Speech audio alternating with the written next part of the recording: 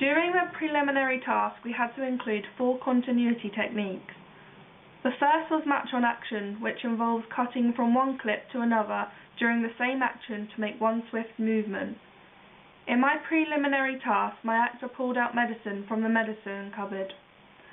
This would have looked better if my actor took the role seriously. Fortunately, the match on action within my opening sequence went a lot better. I used match on action twice within my opening sequence to make the visuals look more appealing to the audience. The first was used when the audience was introduced to the character when she chucked her cigarette on the ground. The second time was during the door slam towards the end of the opening sequence to create a dramatic scene.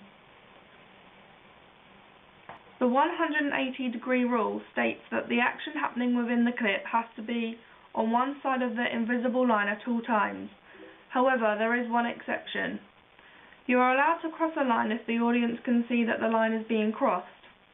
If this does not happen, the audience become bemused by the action happening within the clip. I did not incorporate any conversation within my opening sequence. However, I still had the opportunity to include the continuity technique within my opening sequence. For example, when the protagonist was walking towards her front door, the camera kept to one side of the action.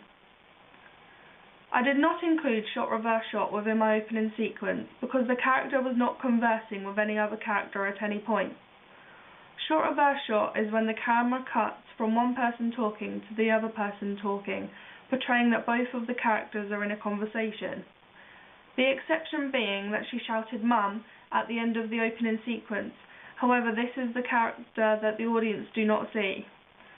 I also did not include eyeline match. Eyeline match begins with the character looking at something off screen, followed by a cut to the object or person at which they are looking. I did not include this technique within my opening sequence as I feel that the character did not have the opportunity to do so.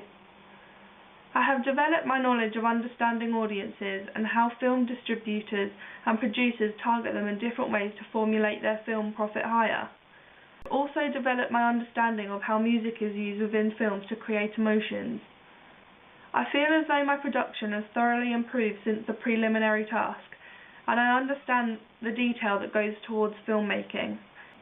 Although I did not include as many continuity techniques within my opening sequence compared to the preliminary task, I do feel as though my effort and understanding has improved greatly. I believe that my opening sequence was to the best of my ability and is a vast improvement from the preliminary task.